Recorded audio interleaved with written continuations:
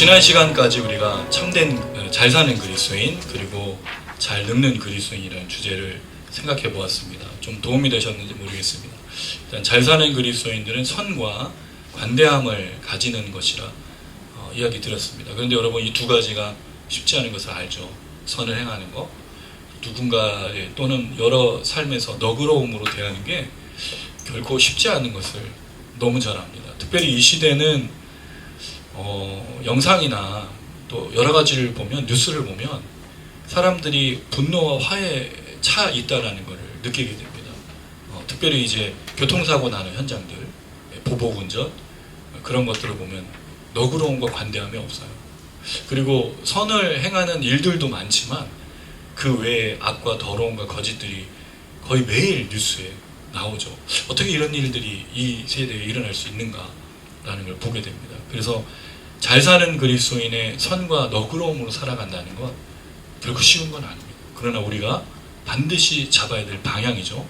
그래서 우리의 삶에 중요한 게 제가 그 얘기를 드렸어요. 방향이다. 특별히 40대, 50대, 이제 60대, 70대로 나아가는, 우리가 주님이 부르시는 때까지 나아가는 거에 중요한 게 방향이라고 말씀을 드렸어요. 여러분의 방향이 어떤 것이고 여러분은 어떤 방향으로 지금 가시는지, 특별히 선과 너그러움, 그 방향으로 나가야 된다는 거죠. 두 번째, 잘 늙는 그리스도인을 통해서 우리가 할 수 있는 것과 할 수 없는 것을 받아들이는 게 중요하다고 말씀드렸습니다. 그 할 수 있는 것과 할 수 없는 것들이 무엇인가 할 때, 이 잘 늙는 그리스도인의 중요한 특징, 숨을 다할 때까지, 호흡을 다할 때까지 뭘 전하는 삶이다? 하나님을 전하고 주의 말씀을 전하는 삶이라고 말씀드렸어요. 이거는 우리의 삶에서 포기할 수 없는 겁니다. 우리가 늙어서 죽을 때, 우리가 백발이 되어 숨을 거두고 호흡이 멈추는 순간까지 해야 될 것. 여러분 그걸 기도하셔야 돼요. 우리 어머니가 최근에 파킨슨, 그러니까 완전히 파킨슨이라고 말은 또 안 하고 그런 현상이다 또는 그런 게 관찰된다라고 얘기하는데, 왜냐면 이게 종합적인 진단을 할 때 하나의 진단을 내리기가 쉽지 않은 거죠. 왜냐하면 후각은 또 멀쩡하시는데 또 증상들이 있으니까. 그리고 파킨슨 같은데 파킨슨이 또 아닌 것도 보여지는 거죠. 어쨌든 그 삶에서 우리가 뭐로 마무리할 거냐, 우리 어머니의 삶이 제가 볼 때는 하나님을 기억하고 하나님을 전하는 게 핵심이어야 된다. 우리 모두가 마찬가지예요. 우리의 죽음, 우리의 늙음, 또 우리가 숨을 다하고 호흡을 다할 때까지 무슨 방향으로 살 거냐? 하나님을 전하는 일.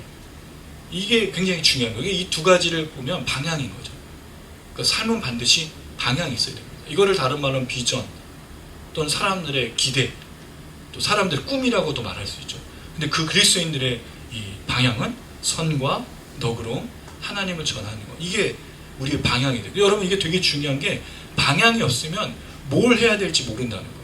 또 하다가 내가 어디 있는지도 모른다는 거죠. 근데 방향을 잡고 있으면 잘 가고 있는지, 잘 준비하고 있는지, 뭘 하고 있는지를 알 수 있다는 거죠. 그 여러분의 방향은 뭐냐 이거예요. 우리는 이 시대의 목사, 선교사 이런 거로 부름받은 게 아닙니다. 그럼 그 방향에서의 자기가 선택한 하나의 직분들 또는 그런 방향을 잘 보여주는 것으로 할 수 있는 자기들만의 역할인 거죠. 역할인 거예요. 그럼 방향이, 내가 목사라는 게 방향이 아닌 거예요. 목회자로 무슨 방향을 보느냐가 중요하다는 거죠. 우리는 그게 있죠. 가정회복, 말씀회복, 흘려보내는 삶. 이게 저의 목회 철학이고요. 4가지 비전이 있어요. 가고 싶은 예배, 듣고 싶은 설교, 만나고 싶은 사람, 살아내는 삶. 이 가정회복, 말씀회복, 흘려보내는 삶을 구체적으로 4가지 비전을 하면 이거죠. 이게 저의 방향이에요. 저의 목회 방향인 거죠. 여러분의 선과 너그러움과 끝까지 하나님의 복음을 전하는 삶으로 마무리할 때 그 방향이라면 뭘 하시겠냐는 거예요. 되게 중요한 겁니다. 만약에 이 방향을 놓치면 뭘 해야 될지 모르는 거죠. 내가 남편으로, 내가 아내로, 내가 부모와 자녀로, 내가 직장인으로, 내가 학생으로 뭘 위해 살아가야 될지 모르는 거예요. 그러니까 방향이 반드시 필요하다. 방향을 잡는 일이 굉장히 중요하다. 이거 꼭 말씀드리고, 그 다음에 오늘 이제 이어서 우리가 이제 다음 9월부터는 다시 요한계시록, 아마 10월 중에 끝날 것 같아요. 드디어 이제 요한계시록이 22장으로 마무리 될 거예요. 1년 안에 마무리하게 되는데 감사합니다. 어쨌든 요한계시록 깊이 살펴볼 수 있어서 다음 주에는 시작할 건데, 오늘까지 이걸 하나 더 생각해보면 좋겠다. 오늘 나누는 참된 그리스도인, 이건 많이 들어보셨어요. 그리고 진정한 그리스도인도 많이 들어보셨는데, 오늘 본문에 나온 네 가지 정체성과 그 이전과 현재의 모습을 좀 생각해 보면서 정체성에 대해서, 본질에 대해서 좀 얘기를 해보려고 합니다. 이게 왜 중요하냐면 방향이 있으면 방향을 또한 점검하는 게 뭐냐면 본질입니다. 정체성인 거예요. 그 방향 결국 정체성과 관련되어 있죠. 무슨 정체성이죠? 그리스도인. 그리스도인으로 방향을 잡는 거고 그리스도인으로 정체성을 삼는 거예요. 방향을 향해 가다가 자기가 누군지를 잃어버리기가 쉽다는 거죠. 그 방향을 위해서 열심히 살고 있는데 알고 봤더니 자기가 그리스도인을 넘어서는 방향을 잡아서 잘못된 그 방향을 가는데 잘못된 방법을 쓸 수 있다는 거죠. 아까 국간사님도 기도하셨지만 이 시대의 교회가 왜 진정 하나님의 영광과 빛을 드러내지 못하고 있는가? 방향은 있지만 뭘 못하는 거죠? 본질과 정체성을 잃어버렸기 때문에. 그리스도인으로 살 수 있는 게 있고 할 수 없는 게 있어요. 그걸 넘어선 거죠. 사실 이 방향과 그래서 이 본질, 정체성은 굉장히 중요한 겁니다. 여러분의 인생에서 반드시 점검하시고 붙들어야 될 거예요. 하나는 방향, 하나는 정체성입니다. 나는 누구인가? 그래서 오늘 이 이야기를 오늘 베드로전서의 말씀으로 좀 생각해 보려고 하는데요. 베드로전서는 약 AD 63에서 64년경 네로 황제의 핍박 때 이제 도미티안의 90년대 후반으로 이제 보는 여러 가지 이야기가 있는데 AD 한 63에서 64년경에 기록된 로마에서 그런 편지로 보는 게 좋겠다는 좀 생각이 듭니다. 1장 1절에 보시면 터키, 지금의 터키 지역에 있는 여러 성도들에게 이 본문, 이 편지를 보낸 거예요. 근데 그 내용들을 살펴보면 그리스도인이 누구냐를 말해주고 있고 그리스도인은 어떤 삶을 살아야 되느냐를 말해주는 게 이 베드로전서죠. 물론 베드로서도 비슷한 내용을 갖고 있는데 중요한 건 이 마지막 때의 나그네로서 우리가 어떻게 살아갈 거냐, 특별히 핍박과 박해의 상황에서 그리스도인은 어떻게 살아가냐. 요한계시록과도 굉장히 유사합니다. 내용들이. 그러나 이 전체적인 내용을 보면 그리스도인으로서 어떤 삶을 살아갈 것인가를 보여주는 게 이 베드로전서인데 그 중에 오늘 이 말씀을 좀 나누고자 합니다. 왜냐하면 이 말씀은요 그리스도인의 정체성이 누구인지를 너무 잘 보여주기 때문입니다. 오늘 우리가 첫 찬양으로 때로는 너희 앞에 이 찬양 축복성을 우리 함께 불렀어요. 이 찬양을 많이 불렀었지만 여기에 담겨져 있는 네 가지 정체성을 사실은 제대로 이해한 적이 없이 불러온 거죠. 이게 무슨 의미인지 모르고 부른 거예요. 축복하니까 좋은 건데 근데 이 말이 뭐냐 이거죠. 그리스도인의 이 네 가지 정체성 과연 뭐냐, 이 얘기를 통해서 우리가 이 방향을 위해서 어떤 정체성을 가지고 걸어갈 것인가, 이걸 우리가 함께 좀 이야기를 해보고자 합니다. 베드로전서 전체적인 내용은 오늘 그냥 하지 않고 오늘 2장만 좀 생각해 보면서 할 건데요. 2장의 내용들을 보면 이 베드로전서 2장에서 이야기하고 있는 중요한 내용 1절에서 3절은 버리고 사모하라, 과거의 모습인데요. 버리고 사모하라라는 내용이 나오고 4절에서 거룩한 제사장이 되라는 내용이 나와요. 오늘 이제 왕같은 제사장이 나오죠. 그 제사장입니다. 거기 있고 보배로 모퉁이돌, 예수에 대한 내용이 6절에서 8절에 등장합니다. 그러니까 결국 보배로 모퉁이돌 대신 예수를 통해서 우리가 무엇이 되었느냐? 하나님의 왕같은 제사장, 택하신 족속, 이렇게 되는 거죠. 그러니까 보배로 모퉁이돌 대신 예수님 때문에 우리가 이런 그리스도인이 되었다라는 걸 말하는 게 오늘 본문의 내용이 되겠어요. 그리고 참된 그리스도인의 삶이 9절에서 10절, 그리고 11절에서 12절 다시 욕망을 제어하라는 내용이 나와요. 이건 앞에 있는 1절, 3절과 비슷하죠. 버리라 라는 말과 욕망을 제어하라는 말이 나오는데 그 구체적인 내용들이 2장 13절부터 3장 22절까지 길게 기록이 되어 있어요. 그러니까 결국 핵심적인 내용이 뭐냐? 보배로운 모퉁이 되신 예수님, 그리고 그 보배로운 모퉁이를 되신 예수님 때문에 형성된 그리스도인의 네 가지 본질과 정체성을 가지고 어떻게 살 것인가. 그래서 여러분 나중에 이 내용을 잘 읽어보시면 이 시대의 그리스도인의 본질을 가지고 살아가는 게 무엇인가 너무너무 잘 보여주고 있습니다. 그게 이 베드로전서 2장 이후에 내용을 좀 보면 되겠고요. 자, 먼저 우리가 9절 말씀을 좀 읽어보겠습니다. 9절입니다. 시작. 그러나 너희는 택하신 족속이요 왕같은 제사장들이요 거룩한 나라요 그의 소유가 된 백성이니 이는 너희를 어두운 데서 불러내어 그의 귀한 빛에 들어가게 하시니 아름다운 덕을 선포하게 하려 하십니다. 그리스도인이 네 가지 정체성이 있고 그리스도인 네 가지 정체성의 목적이 나와요. 그러니까 이 두 구절은 하나는 정체성이 뭐냐, 근데 하나는 이 정체성의 목적이 뭐냐, 이유가 뭐냐를 설명합니다. 먼저 뭐라고 얘기하고 있습니까? 그리스도인에 대해서 그러나가 나와요. 그러나라는 말은 앞에 있는 내용을 뒤집어서 얘기하는 거죠. 그럼 앞에 있는 내용이 뭐냐라는 걸 볼 때 6절에서 8절의 내용이 나와요. 6절에서 8절이 좀 중요한 이유가 뭐냐면 믿는 자와 믿지 않는 자를 비교하는 내용이 나옵니다. 자, 믿는 자와 믿지 않는 자에 대한 중요한 내용이 뭐냐면 6절을 먼저 한번 읽어보겠습니다. 6절 시작. 보라 내가 성경에 기록되었으되 보라 내가 택한 보배로운 모퉁이 돌을 시온에 두노니 그를 믿는 자는 부끄러움을 당하지 아니하리라 하셨습니다. 이 말을 보니까 성경에 기록되는 그러니까 구약에 있는 내용을 인용했다는 거죠. 보라 택한 보배로운 모퉁이 돌을 모퉁이 돌이 누구냐면 예수 그리스도를 말하죠. 이 모퉁이 돌이 뭔지 아세요, 여러분? 건축을 할 때 주춧돌을 삼는 것을 모퉁이 돌이라고 불러요. 그 모퉁이 돌을 시온이라는 말은 하나님의 구원받은 성 또는 구원의 백성, 예루살렘 성, 이 마지막에 일어날 그런 메시아적인 하나님의 성을 말할 때도 쓰지만 또 이스라엘 백성들 회복을 이야기할 때도 이 시온을 쓰는데 시온에 이걸 두었다는 말은 이제 구원의 역사가 시작됐다는 것을 말해주고 있죠. 그럴 때 믿는 자는 부끄러움을 당하지 않는다. 그 말은 구원의 역사가 있고 수치를 당하지 않는다는 그 내용을 얘기해주고 있는 거죠. 그러므로 믿는 너에게 7절 보배이나 그러니까 모퉁이 돌 대신 예수를 말하고 있어요. 앞에 있는 내용을 따라 보면 예수가 너희에게는 보배로운 분 또는 보배로운 두 개가 다른 단어입니다. 근데 같이 있고 너에게 아주 그 탁월한 분 그 예수가 없이는 너희가 이렇게 할 수 없다는 걸 설명하면서 너희 믿는 자에게는 보배이지만 믿지 않는 자가 나와요. 7절 믿지 아니한 자에게는 건축자들이 버린 그 돌이 모퉁이의 머릿돌이 되고 버린 돌이 돼요. 그러니까 예수에 대한 설명이 뭐냐? 믿지 않는 자에게 예수님은 버린 돌인 거예요. 예수님을 믿지 않는 사람들은 예수님을 따르지 않죠.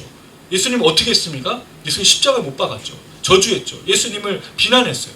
하나님의 아들이라고 믿지 않았다는 거죠. 그 얘기를 하고 있는 거예요. 믿는 너에게는 보배고 보배로운 분이시지만 믿지 않는 자에게는 예수는 건축자들이 버린 그 돌이다. 그 다음에 8절 이걸 한번 읽어보겠습니다. 8절 시작. 또한 부딪히는 돌과 걸려 넘어지게 하는 바위가 되었다 하느니라. 그들이 말씀을 순종하지 아니함으로 넘어지나니 이는 그들을 이렇게 정하신 것이라. 믿지 않는 자에게는 부딪히는 돌이에요. 부딪힌다는 말이 다가와서 부딪히고 또 싸우고 또 때리는 그런 돌이 되는 거죠. 이 건축자의 버린 돌인 모퉁이 돌이 믿는 자에겐 보배고 존귀하고 어떻게 보면 귀한 그 보배로운 돌이지만 믿지 않는 자에겐 자기를 부딪혀. 왜냐하면 예수를 믿지 않으면 뭐가 있죠? 저주가 있고 죽음이 있기 때문에. 그래서 부딪히는 돌이에요. 또 하나 걸려 넘어지는 돌. 스칸달론인데 여러분 이 영어 단어가 유사한 게 있죠. 스칸달론에서 나온 거예요.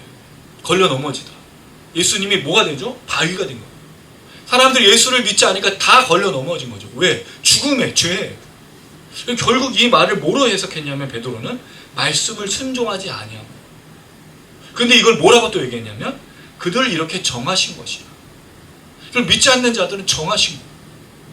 예정된 거예요. 예수를 믿지 않는과 믿음으로 드러나는데 믿음으로 예수를 정해진 사람들은 예수를 보배로 여기고 귀하게 여기고 믿고 따른다는 거죠. 그럼 믿지 않기로 정해진 사람들은 예수를 어떻게 한다고요? 부딪히는 돌로 여기고 버리고 저주하고 따르지 않고 걸려 넘어지는 거예요. 왜? 말씀을 순종하지 않으니까 예수의 말씀에마다 걸으면 넘어지는 거죠. 그러니까 예수를 믿는 사람들은 그리스도의 말씀을 순종하니 얼마나 귀하게 이 말씀을 여기겠어요. 그러니까 여러분 사도들이 제자들이 말씀을 지키고 순종하는데 목숨을 걸지 않았습니까?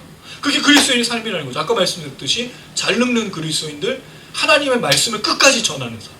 끝까지 전하는 것이 단지 선교하고 전도하고 복음을 전하는 것만이 아니라 순종하는 삶이죠. 죽을 때까지 호흡을 다할 때까지 순종하는 삶. 그래서 여러분 그리스도인들은 잘 늙을 때 끝까지 순종하는 사람으로 살아가요. 끝까지 말씀을 붙들고 말씀을 위해 살아가는 거예요. 이런 그리스도인들이 되기를 주님의 이름으로 축원합니다. 잘 늙었으면 좋겠어요. 근데 결국에는 늙는 것이 뭐가 없다는 거죠? 말씀을 존귀히 여기지 않고 보배를 여기지 않고. 그럼 결국 그렇게 죽어간다는 거는 그렇게 늙는다는 걸 뭘 말해준 거예요? 말씀 믿지 않고 예수도 믿지 않는 걸 증명하는 거예요. 순종하지 않아요. 잘 늙으려면 말씀에 순종하는 그런 노인, 백발이 돼요. 그래서 여러분 우리가 이 잠언서 16장을 살필 때 백발이 어디서 얻어진다 그랬죠? 공의로운 길에서. 말씀을 순종하는 의로움이 돼요. 그래서 여러분 의로움으로 부르심을 받고 의로움으로 살아내고 의로움으로 죽는 게 그리스도인이라는 거죠. 이 얘기를 하고 있는 거예요. 이 얘기를 한 다음에 그러나 너희는 아까 말했던 1장 1절에 그 터키 지역에 있는 수많은 성도들, 핍박과 박해 속에서 예수를 믿고 있는 너희들은 어떤 사람들이냐? 너희는 예수를 믿지 않아서 걸려 넘어지거나 바위가 된 예수를 바라보는 게 아니라 보배로운 그 예수를 믿고 예정된 사람으로 첫 번째 택하신 족속이요. 여기 이제 족속이 나옵니다. 족속이라는 단어는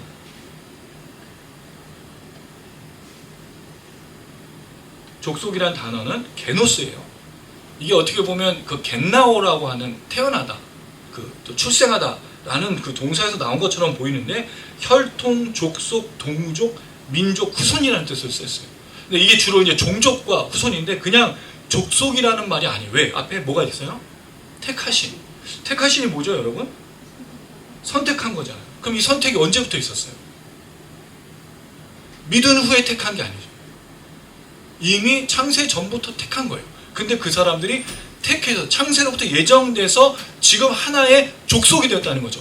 여러분 이거를 이스라엘 백성들과 연결해서 보면 이스라엘 백성들이 하나님의 백성이 됐던 세 가지 조건이 있어요. 첫 번째가 뭐죠? 혈통이에요. 이스라엘 족속은 태어나야만 구원이 있었어요. 두 번째 뭐가 있죠? 할례. 할례를 받아야만 구원받은 하나님의 백성이었어요. 세 번째 또 뭐가 있어요? 율법. 율법을 지켜야만 하나님의 백성이었죠. 동일한 거예요. 예정된 이 사람들이 어떻게 하나님의 혈통과 족속, 그리스도인의 족속이 되었느냐? 그리스도의 사람들이 되었느냐? 뭐가 있죠? 혈통. 무슨 혈통이에요? 예수의 피를 믿어. 예수의 피로. 그 피로, 그러니까 여러분 이 피라는 게 굉장히 중요해요. 예수님이 죽으심으로 피 흘리심으로 그 피를 먹고 마시는 성찬, 그 피에 동참하는 사람만이 예정된 족속이라는 거예요. 택하신 족속. 그래서 이 말은 그냥 택했다, 구원받았다, 네가 그런 그리스도인이 됐다라고만 설명하는 게 아니고 예정된 걸 설명한 거죠. 왜? 앞에서 이 사람들은 그렇게 믿지 않기로 정해진 사람들인데 너희는 택하신 족속이 되었다라고. 너희들은 이미 예정되어서 이렇게 구원받아 하나님의 백성이 되었다고 말하는 거예요. 두 번째, 할례가 있어요. 무슨 할례가 있죠? 성령의 세례. 그리스도인들에게는 반드시 성령의 세례. 그래서 거듭났다라고. 성령으로 거듭났다라고 말할 때 성령 세례가 있어요. 성령으로 거듭나야 돼요. 성령으로 거듭나지 않으면 구원받은 게 아니에요. 이건 어떤 체험이 아닙니다. 예수를 믿으면 예수 구주 되심을 자기의 죄인들과 함께 고백함으로 그게 성령으로 거듭난 성령 세례. 할례가 있어요. 할례가 율법. 뭐가 율법이죠? 예수의 말씀을 지키는 십자가의 복음. 이것을 지키는 것이 하나님 앞에서 새로 태어난 그리스도인. 그래요, 여러분, 이 택하신 족속이란 말이 그냥 단순한 얘기가 아닌 거예요. 베드로전서의 말씀을 따르면, 베드로의 얘기를 따르면 이미 창세전부터 예정이 돼서 예수의 피로 혈통이 되고 성령으로 할례를 받고 예수 십자가의 복음으로 그 율법을 지키는 사람이 되었다라는 말로 족속을 쓰고 있는 거예요. 그러니까 여러분 사실 이게 족속이 아니라 후손이라는 뜻이에요. 혈통이라는 뜻이에요. 우리 이미 그렇게 하나님의 백성이 되기로 예정된, 마치 그 여러분이 누구 사람의 어떤 이 존재로 태어나게 된, 여러분 우리 부모를 물론 우리가 원하든 원치 않든 태어나긴 했지만 역사가 있는 거예요. 그냥 태어나게 하시는 거예요. 물론 그 부모와 그 가정 환경과 여러 가지 일들로 인해서 낙심할 때도 있지만 하나님은 그냥 내버려 두시고 그냥 태어나게 하시는 게 아니에요. 역사가 있다는 거죠. 그렇게 해서 우리가 구원받은 거예요. 저도 돌아보면 우리 부모님들의 영향을 통해서 예수를 믿게 됐고 그 예수를 믿은 걸 통해서 인격적으로 성령으로 거듭난 역사를 지금까지 온 거예요. 만약에 우리 부모님들이 그런 분들이 아니었다면 과연 내게 예수 그리스도 믿는 역사가 있을까? 물론 하나님은 그렇게도 역사하시겠지만 왜 이 부모 밑에서 왜 이 대한민국에 나를 북아현동에 태어나게 했을까? 하나님 역사 속에 예정하신 거죠. 저는 그걸 믿어요. 제가 목사가 된 걸 예정했다고 생각하지 않지만 하나님 그렇게 나를 인도하시고 계신 역사라는 것을 분명히 믿습니다. 이 택하신 족속. 그래서 너희는 누구다? 하나님이 예정하셔서 구원받기로 작정된 혈통상, 하나님의 혈통상 하나님의 백성이다, 그리스도인이다라고 말해주고 있다는 거죠. 여러분이 그렇게 예수 믿게 된 거예요. 그냥 예수 믿는 거 아니에요.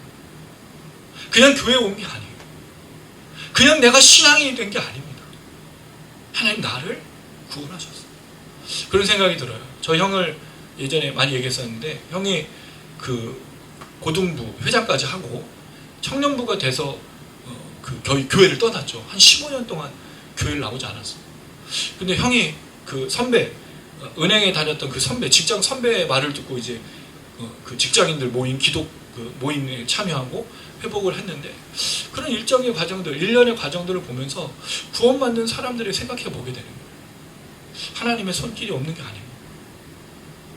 하나님 구원받은 사람들에 대해서 계속해서 말하고 역사하시고 붙드시는 거죠. 저는 이게 예정이고 이게 택하신 족속의 역사라고 생각해요. 물론 다른 역사들도 있고 다른 모습들도 있지만 우리요, 또 주변의 수많은 사람들의 역사를 보면 그런 생각이 든다는 거죠. 자, 이 택하신이라는 말은 사실 굉장히 많이 나오는 얘기인데 이거는 좀 이제 넘어가도록 하고, 그 다음에 두 번째, 왕같은 제사장이라는 이야기를 이야기하고 있습니다. 이거는 좀 해석이 갈려요. 제가 보는 그 번역본들 9가지가 있죠. 공동 번역은 왕의 사제들이요, 새 번역은 왕과 같은 제사장들이요, 현대어는 왕의 제사장들이요, 새 한글 성경은 임금이신 하나님의 제사장의 일을 맡은 사람들이라고 되어 있어요. 거의 비슷한 내용이죠. 그러니까 왕의 제사장, 왕의 사제 또는 하나님의 제사장, 임금이신 왕의 하나님의 제사장 일을 맡은 사람들, 거의 유사한 뜻으로 번역했어요. NASB, ESB도 이렇게 번역하는데요. 로얄 프리스트후드, 그러니까 왕족에 해당되는 제사장들이란 뜻이죠. 근데 NJB 성경은 좀 독특하게 번역을 했는데 킹덤 오브 프리스트라고 했어요. 제사장들의 왕국도 되고 왕국의 제사장들도 돼요. 두 개 해석이 가능하다는 거죠. 자, 그러면 왕같은 제사장이라는 말은 왕의 제사장들이냐 제사장들의 나라라는 뜻이냐, 이거를 이제 우리에게 주는데 출애굽기로 한번 넘어가 볼게요. 이건 뒤에 나오는 거룩한 나라와 함께 출애굽기 19장을 인용한 구절로 봐요. 출애굽기 19장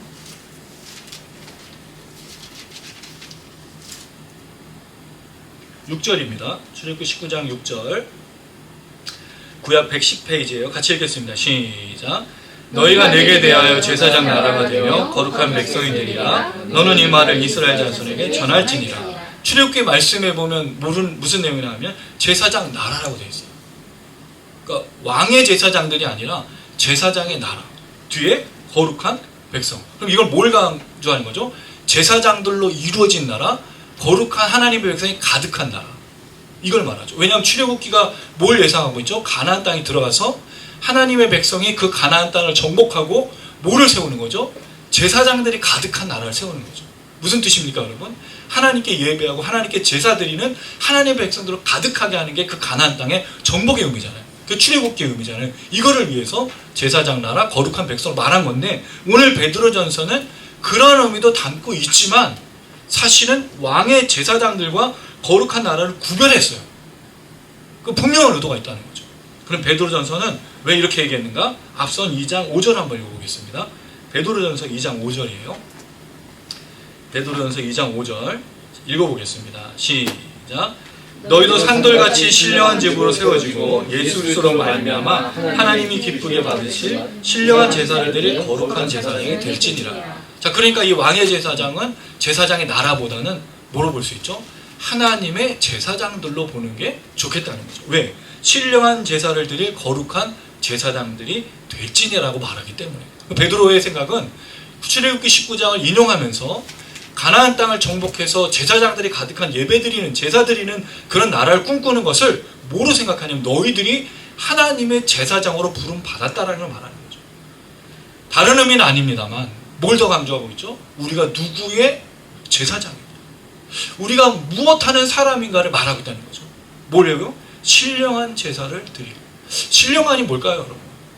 신령하면 산신령, 이도끼가 이도끼냐 말하는 산신령, 그 영적인 걸 말하는데, 이 신령하다는 말이 푸뉴마티코스라는 단어예요. 신약성경에 26번 등장하는데 영적인 또는 영에 관련된, 또 하나 중요한 건 성령이에요.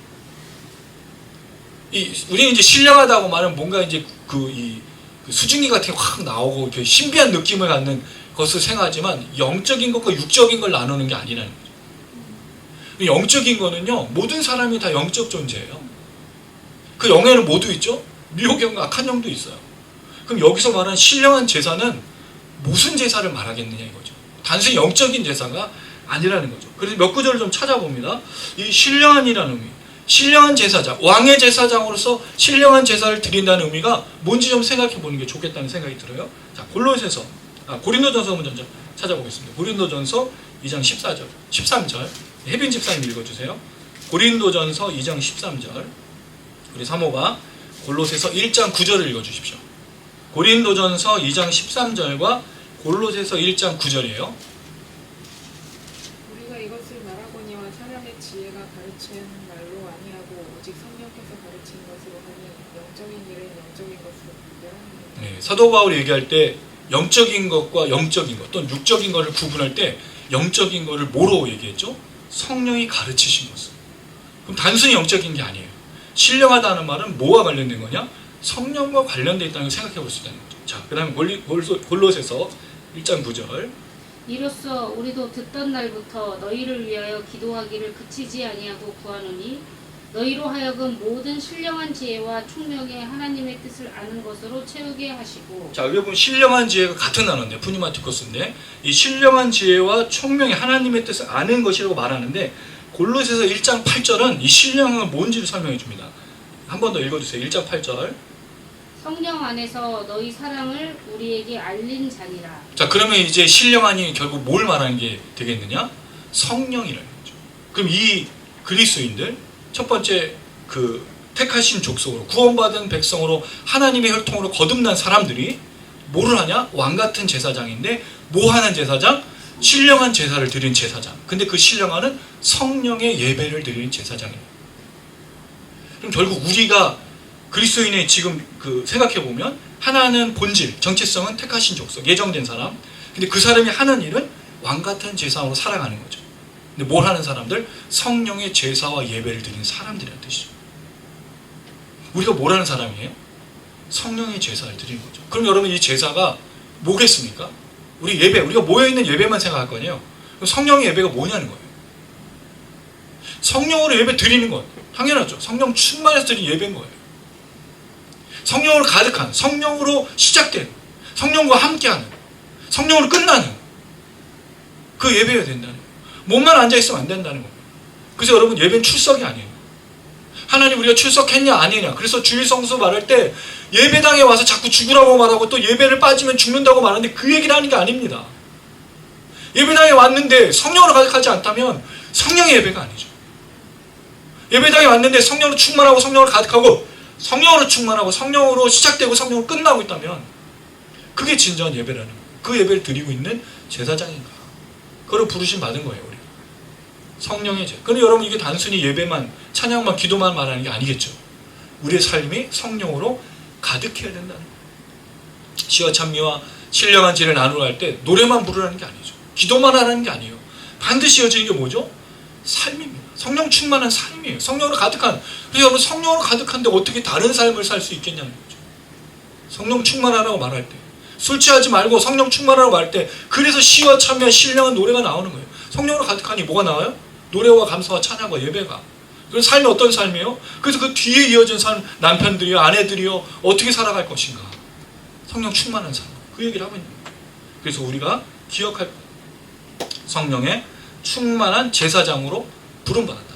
이게 우리의 본질이에요. 왕같은 제사장. 그리고 왕이라는 것은 하나님 또는 여기서는 예수 그리스도. 그냥 예수의 핏부림으로 구원받은 사람이라고 말하고 있기 때문인 거죠.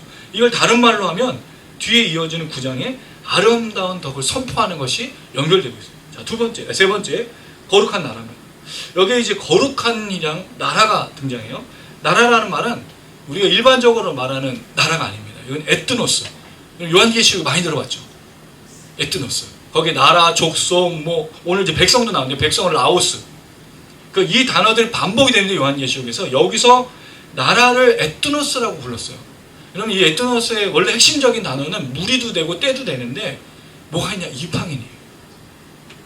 이게 왜 중요하냐? 12절. 2장 12절 한번 볼까요? 2장 12절. 자, 읽어봅니다. 시작. 너희가 이방인 중에서 행실을 선하게 가져 너희를 악행한다고 비방하는 자들을 가지고 너희 선한 일을 보고 신나되 하나님께 영광을 돌리게 하려 함이라. 여기 이방인이 같은 나라예요. 근데 위에는 왜 거룩한 나라라고 했을까? 거룩한 이방인들로 해야 되지 않아요, 여러분? 아니면 뒤에를 너희가 나라 중에서 이렇게 말해야 되지 않아요? 그냥 둘을 다르게 번역했어요. 물론 그 뜻이 틀렸다는 건 아닙니다. 근데 여러분 여기서 중요한 차이점이 있어요. 이방인이 거룩한 이방인 되면 누구예요? 예수 그리스도를 믿는 사람이에요. 근데 거룩하지 않으면 이방인인 거예요. 되게 중요한 겁니다, 여러분. 우리가 예수를 믿고 거룩하지 않으면, 순결하지 않으면 그냥 이방인인 거예요. 근데 거룩해야 이방인이 아닌 거죠. 나라가 되는 거죠. 무리가 되는 거죠. 이 얘기를 하고 있어요. 왜? 12절 이방인 중에서 생시를 선하게 가지고, 모든 이방인들이에요. 다 이스라엘 제외하면 다 이방인들이죠. 근데 뭐로 할 수 있어요? 선하게 행실을 가져야, 악행한다고 비방하는 애들 하여금 선한 일을 보고, 그러니까 너희가 거룩한 나라, 거룩한 이방인이라는 뜻이 뭐예요? 선한 일을 한다는 거죠. 이 얘기인 거예요. 그러니까 우리가 거룩한 나라를 말할 때 이 거룩한 나라가 무슨 얘기냐? 이방인인데 우리가 거룩하게 되었다는 거죠. 그럼 거룩한 삶을 살아야 돼요. 그게 뭐예요? 선. 베드로전서에 이 선이라는 말이 굉장히 많이 나와요. 뒤에 내용이 다 선이에요. 선을 행하라. 선하게 대하라. 여러분, 우리가 뗄래가 뗄 수가 없어요. 그리스도인들은. 그리스도인은 선한 사람들이어야 돼요. 그럼 이 선한이라는 말이 착한 거라 우리 자꾸 착각하잖아요. 그래서 그리스도인은 착해야 돼. 근데 우리 주로 착한 건 뭐죠? 바보 같은 거잖아요. 그 말을 하는 게 아닙니다. 선한 건요, 굉장히 지혜로워야 돼요. 선하려면 지식이 있어야 돼요. 지혜가 있어요. 분별력이. 왜냐면 분별해야지 악한 건지 더러운 건지 추악한 건지 알 거 아니에요. 이걸 모르는데 어떻게 선한 거로 따라가겠어요. 방향을 못 잡는 거지. 그래서 여러분, 그리스도인들은 정말로 지혜로워야 돼요. 근데 지혜는 어디서부터 오죠? 여호와를 경외하는 거로, 하나님을 두려워하는 것로부터 지혜가 와요. 아무리 책을 읽어도 깨달음이 있을 수 있고 지식은 쌓일 수 있지만 지혜롭지 않습니다. 지혜롭게 되려면 하나님을 두려워하셔야 돼요. 하나님을 무서워해야 돼요. 하나님께 예배해야 돼요. 경배해야 돼요. 그래서 거룩한 나라, 본질이 뭐라고요? 이방인들인데 거룩하게 된 거죠. 어떻게? 택하신 족속이에요. 여기 또 중요한 거, 예수의 피로 그들이 그렇게 되었다는 걸 굉장히 많이 강조하고 있다는 거죠. 이게 사실은 베드로전서에서 굉장히 중요한 얘기, 거룩한 나라가 되었다는 이 말이 바로 이 이야기들을 하고 있다는 거죠. 자, 거룩한 나라, 여기서 좀 넘어가고, 그 다음에 그의 소유가 된 백성이라고 말합니다. 백성이라는 단어는 라오스예요. 이거는 이제 사람, 지파, 국가, 군중, 대부분 다 무엇을 의미로 쓰였죠? 무리들로 썼어요. 그렇죠? 개인으로 얘기하지 않았어요. 여기 나오는 택하신 족속, 제사장들, 그렇죠? 복수형이에요. 나라, 그 다음에 백성, 다 집합적인 단어들을 썼단 말이죠. 그리스도인들은요, 혼자가 아닙니다. 우린 지체와 공동체로 부르심을 받은 사람들이, 혼자 구원받은 게 아니에요. 되게 중요해요. 이스라엘 사람들은 마치 자신들만 구원받은 것으로 생각했죠. 그런 사람들의 특징이 뭐예요? 교만, 사치, 뭐가 있어요? 비방. 이게 누구의 특징이에요? 미혹의 영, 악한 영의 특징 아니에요? 그런데 그리스도인들은 무리와 지체와 공동체로 구원받았다라고 분명하게 말하고 있대요. 그래서 왜 자꾸 이 얘기를 하냐? 사랑하라고 말하냐? 공동체로 부름받았기 때문에, 지체로 부름받았기 때문에. 그래서 이 사랑이란 말도 굉장히 많이 등장해요. 22절, 너희가 진리를 순종함으로, 1장입니다. 너희 영혼을 깨끗하게 할 거짓이 없이 형제를 사랑하기, 마음으로 뜨겁게 서로 사랑하라. 혼자 부르심 받았다는 것이 아니죠. 그래서 백성으로, 무리로, 제사장들로, 그다음에 소유가 된, 자, 이 소유가 된이라는 말은, 소유라는 단어가 메리 호이에시스라는 단어인데, 얻음, 소유, 보존, 획득 또는 재산이라는 뜻이에요. 그러니까 소유라는 뜻이죠. 여기에 에이스라는 단어가 있는데, 이게 안으로 또는 뭐뭐으로 방향을 말해요. 소유가 되도록, 소유를 위해서라고 이제 번역할 수 있습니다. 대부분의 그 번역들은 다 소유가 된으로 한글 번역들은 다 했는데, NASB, ESB는 for라는 단어를 썼어요. 그러니까 에이스라는 전치사, 헬라어 전치사를 for, 영어 뭐뭐를 위하여, a people for God's own possession, 하나님의 소유 또는 하나님의 재산으로 부름받은 또는 선택받은, 이런 말을 쓰고 있는 거죠. 그럼 결국 그리스도인의 본질이 뭐예요? 하나님의 소유인 거예요. 재밌죠, 여러분? 네. 우리가 예전에 그 택함을 받아서 구원을 받았는데, 구원을 받았다는 의미가 뭐죠? 하나님께 됐다는 거예요. 우리는 우리 자신의 것이 아니고 하나님의 소유라는 거죠. 여러분 이 단어도 이것도 구약을 베드로가 인용을 하고 있어요. 그러니까 여러분 베드로가 무식한 사람이 아니에요. 이 베드로 전서에 뭐가 문제가 있었냐면 과연 베드로가 쓴 거냐. 시기도 맞지 않을 뿐더러 베드로는 사람을 우리가 누구로 알고 있죠? 어부인데 과연 이런 걸 쓸 수 있겠냐. 그리고 거의 내용이 사도 바울이 쓴 것처럼 비슷해요. 네. 카피 사도 바울 카피. 네. 그래서 이게 베드로가 썼다고 사도 바울의 뭐 제자들이야 누가 쓴 거 아니겠느냐고 추정하지만 베드로가 쓴 게 맞죠. 베드로도 그 유대인이었기 때문에 회당을 올라가서 성경 읽었단 말이에요. 이들도 구약을 모르는 게 아닙니다. 무식한 건 세상 물정에 무식할 수 있으나 하나님의 말씀 무식한 건 아니죠. 그에게 지혜를 주셔서. 이 베드로 전서와 사도 바울에 쓴 사도 바울 서신하고 달라요. 완전히 달라. 똑같지 않아. 뭘 강조하는지 굉장히 많은 것들이 틀린 부분들이 있어요. 어쨌든 간에 이렇게 보는 거죠. 그는 하나님의 백성 어떤 사람이냐? 소유라고 말하고 있어요. 이거를 구약에서 가지고 온 거죠. 찾아볼까요? 먼저 우리 주아가 출애굽기 19장 5절을, 미나가 이사야서 43장 21절을, 국간사님이 말라기서 3장 17절을 읽어주십시오.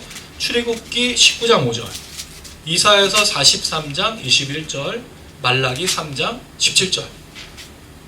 찾으시는 대로 읽어주세요.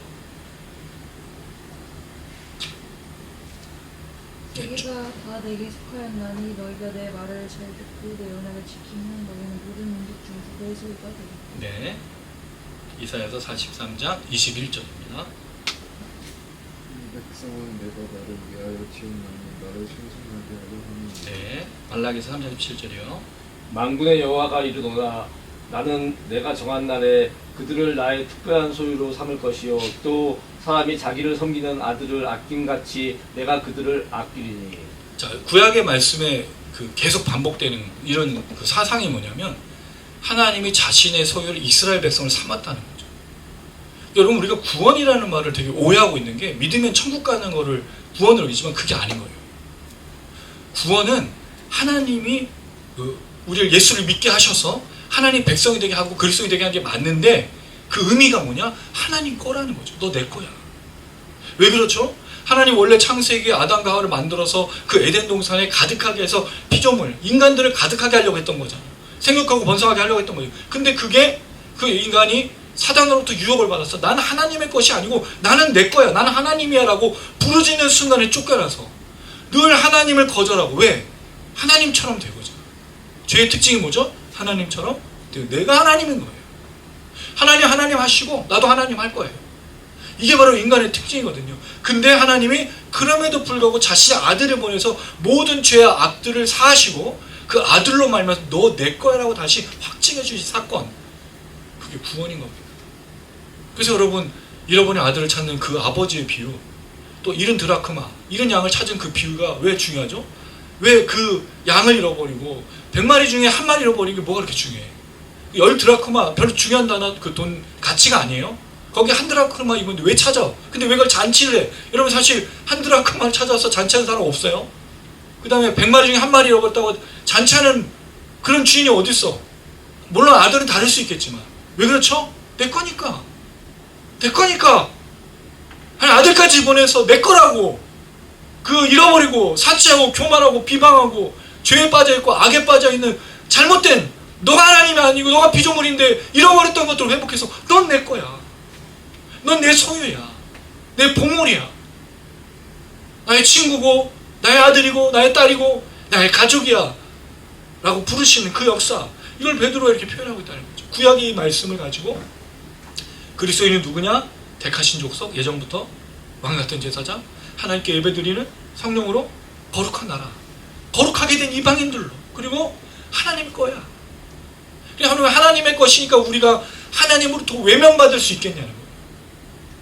우리가 하나님의 것인데 하나님 우리를 잃은 척 하겠냐는 거죠. 잃은 아들, 잃은 드라크마, 잃은 양을 찾는 그 안에 볼 때 결코 우리를 놓치거나 포기하거나 그 안에 무시하거나 거절하지 않으신다는 거죠. 이게 늙었을 때 시편 기자의 고백 아니에요? 내가 백발이 되고 내가 늙었을 때 날 잊어버리지 마시오. 날 하나님 버린 적이 없어. 죄악 중에라도 우리가 실패한 중에라도 우리가 어려운 길을 당한 일 하나님이 한 번도 놓치고 하나님을 무시하고 버린 적이 없다는 거. 이걸 지금 베드로가 말하고 있어요. 이 네 가지. 우리 정체성 첫 번째 택하신 족속, 왕같은 제사장, 거룩한 나라, 소유된 백성. 여러분 굉장히 중요한 의미예요. 근데 이걸 우리는 그동안에 자세하게 들어본 적이 없어요. 내가 누군지를 모르는 거예요. 근데 여러분 우리 예정됐고 우리 그 하나님의 예배를 신령한 예배를 드린 사람, 그리고 이방인이었는데 우리가 거룩하게 됨으로 거룩한 삶을 사는 거죠. 우리 하나님의 소유, 하나님 여러분 결코 혼자 내버려두지 않아. 끝까지 우리를 지키시고 보호하실 거예요. 이게 우리 정체성입니다. 근데 왜 너희를 어두운 데서 불러내어 그의 기이한 빛에 들어가게 하시니 아름다운 덕을 선포하게 하려 하십니다. 어두운데, 어둠이에요. 어둠이라는 게 무슨 뜻이죠? 죄악과 악과 더러움에. 여러분 이 단어가 사실 이 앞에 있는 내용들을 모두 반영하고 있어요. 또 뒤에서 우리가 또 살펴볼 수 있는 내용 중에 이 악함에 대해서 말하고 있는 내용이 나오는데 4장 3절입니다. 베드로전서 4장 3절. 이것만 좀 보고 또 넘어갈게요. 4장 3절 읽어볼게요. 시작. 너희가 음란과 정욕과 술 취함과 방탕과 향락과 무법한 우범하여 이방인의 뜻을 따라 행한 것은 지나간 때로 족하도다. 이게 어둠이에요. 이게 과거예요. 그게 뭐로 뒤어나죠? 10절. 전에는 백성이 아니다. 전에는 긍휼을 얻지 못하다. 왜? 방탕하고 악하고 더러운. 여러분 하나님은요 죄를 진짜 싫어하세요. 하나님은요 악을 정말 싫어하세요. 그러니까 아들까지 보낸 거 아니에요? 다 사망으로 끝나는 게 아니죠. 둘째 사망, 영원한 심판, 영원한 형벌과 저주가 있는데 그걸 하나님께서 그 인간들이 받아들이지 않게, 그렇게 얻지 않게, 그들에게 주어지지 않게 아들까지 보냈다는 거죠. 악은 반드시 심판해야 되니까. 너의 과거의 이 모습에서 하나님이 또 이렇게 건져주셨는데 여기를 이렇게 표현했어요. 기이한, 아주 놀라운 빛으로. 그래서 여러분 우리가 어디 속해 있는 거예요? 빛에 속해 있는 거예요. 우리는 빛입니다. 우리는 더 이상 어둠이 아니에요. 어둠은 특징이 있죠, 여러분. 악함의 특징이 있죠. 죄의 특징이 있죠. 거기에 있지 않아요. 우리는 어디 있어요? 빛에. 그 빛의 특징이 뭐야? 선, 너그러움, 사랑. 이게 충만해야 성령 충만한 거예요. 성령 충만은 방언이 아닙니다. 성령 충만은 은사가 아니에요. 성령의 가장 충만한 것은 뭐죠? 사랑입니다. 그래서 사도 바울이 고린도전서 13장에 이 중에 제일은 뭐라고요? 사랑이라고 말했잖아요. 은사 중에 제일 중요한 사랑. 다른 거 하는 무슨 소용이 있어요? 천사 말을 방언을 하더라도 사랑 없으면 우리는 꽹가리. 그러니까 여러분 우리가 만약 정말로 하나님의 부르심을 받은 왕같은 제사장, 택하신 족속, 거룩한 나라, 소유된 백성이라면요 한 가지 특징으로 귀결이 돼요. 뭐? 사랑.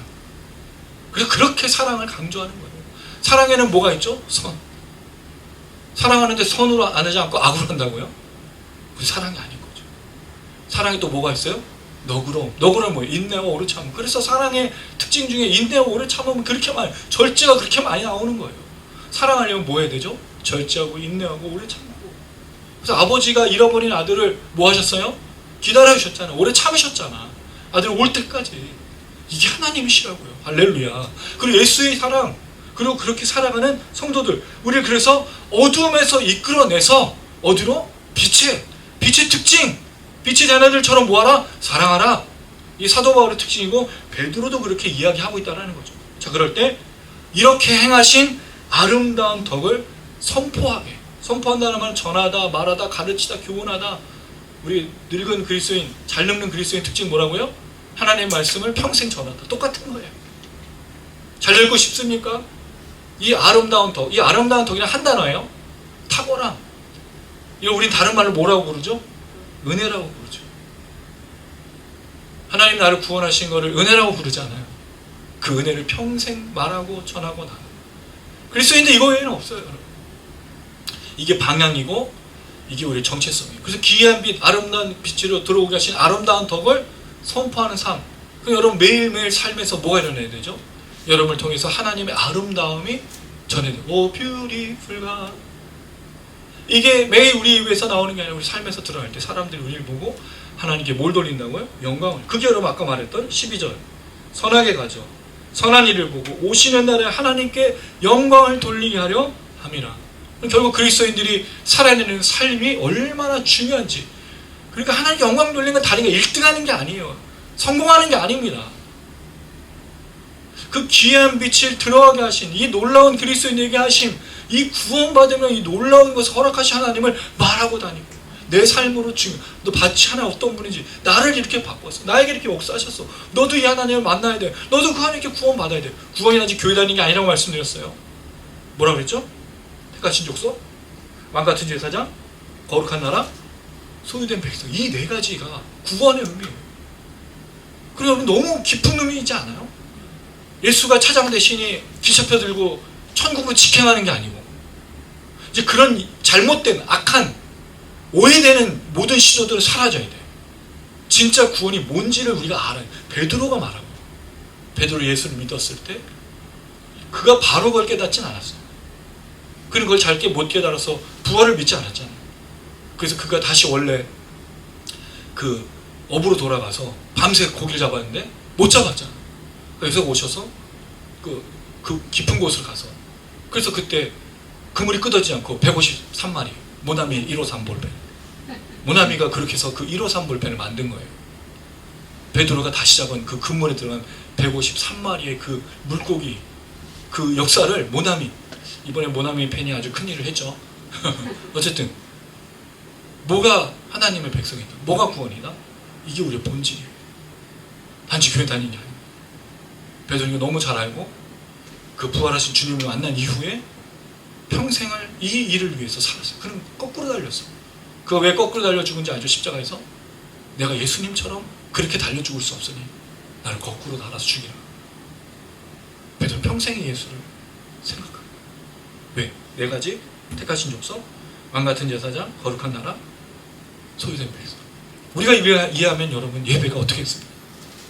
우리가 이걸 깨닫는데 우리의 신앙의 삶이 어떻겠습니까? 당연히 그 사람은 뒤에 11절부터 이 거룩한 하나님의 백성, 구원받은 백성 살아가는 거를 뒤에 5장까지 계속 이야기하고 있어요. 끝까지 이 얘기를 말하고 있어요. 18절, 2장 18절 사환들아 주인들에게 어떻게 자, 그 다음에 3장 1절 아내들아 3장 7절 남편들아 또 8절부터는 계속 너희가 어떻게 살아갈 것인지 그 다음에 4장 넘어가서 뒤에 부분에 보면 장로들 5장에 나오죠. 장로들 또 젊은 자들 교회 직분자들 모든 그리스도인들이 어떻게 살아갈 것인지를 말하고 있다는 거죠. 아름다운 덕을 전하는 삶. 이제 마지막 10절입니다. 시작. 너희가 전에는 백성이 아니더니 이제는 하나님의 백성이요 전에는 긍휼을 얻지 못하더니 이제는 긍휼을 얻은 자니라. 네 가지 정체성을 딱 두 가지로 요약을 했어. 전에는 백성이 아니었는데 이제는 여기에 이제 대라고 하는 접속사예요. 그러나 이제는 전에는 너에게 백성이 아니었어. 이방인이었죠. 왜? 아까 말했던 어두운 데 있었고 암흑과 우상숭배 더러움이 있었고 죄악과 악에 있었는데 이제는 너희가 하나님의 백성이야. 하나님의 백성이 뭐라고요? 택하신 족속, 왕같은 제사장, 거룩한 나라, 소유된 백성 이 뜻이야.